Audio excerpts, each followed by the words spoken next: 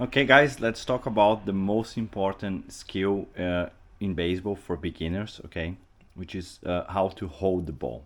This is something that usually it's quite common to see people getting it wrong and not having a good grip. And if you don't have a good grip and don't know how to hold the ball properly, all your mechanics, all the force you try to put in the ball is actually not gonna go into the ball. It's gonna kind of like go to waste, and then you have to make a huge effort, and your ball is not gonna fly well. It's not gonna go far. So, how if you're a position player and you're throwing to the bases, how you should like hold the ball. So the most important thing, like this grip I'm gonna show is like it's called like the four seam grip. Okay, it's called four seam because you want to make the ball spin backwards like this. And actually, if you count the seams, it's like 1, 2, 3, 4.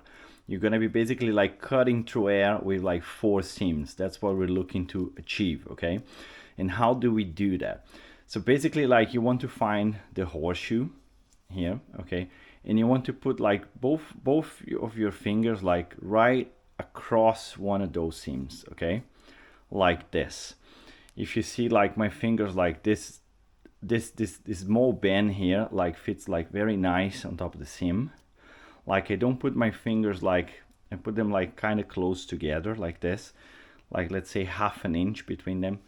And this is really important. A very common mistake for beginners is actually like to spread their fingers a lot like this. And if you spread your fingers like this, what is going to happen is you're not going to be able to create a lot of rotation in that ball. And if the ball rotates less because of aerodynamics, it's not going to fly as much as it possibly could. Okay, so the first thing, like we're going to put like these two fingers across one of the seams with the horseshoe.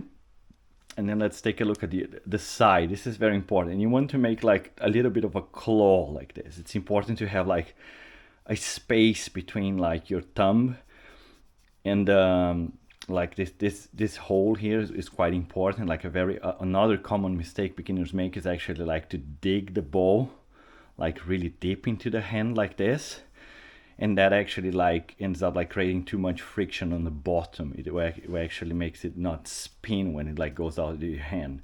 So like it's all about creating the nice big amount of spin. So like we want to have like a lot of friction on the top and not so much on the bottom. So you can see like my thumb just like sits like on the bottom, not like holding a lot. And you want to like form this claw, because when you're actually making the throw, your wrist is supposed to come here, and then like your fingers really push the ball and like it escapes your thumb, and then it creates this rotation. You see, like when you throw hard, then the ball is gonna rotate well and it's gonna fly further.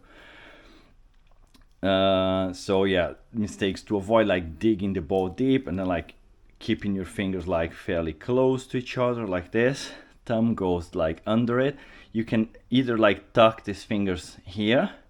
Some players like have a slightly different grip. They like to actually put the fingers on the side like this to actually help stabilize that ball like sideways.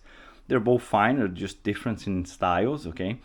So yeah, I would say the most common mistakes to avoid is like splitting your fingers too much, digging the ball deep. Like sometimes people don't know about like the fingers, they put like 3 fingers or 4 fingers, too many fingers. That doesn't work well as well. The ball doesn't fly as further as it. So like what are you trying to achieve when you're throwing the ball? It's getting like this grip. This is kind of like how it roughly has to look like.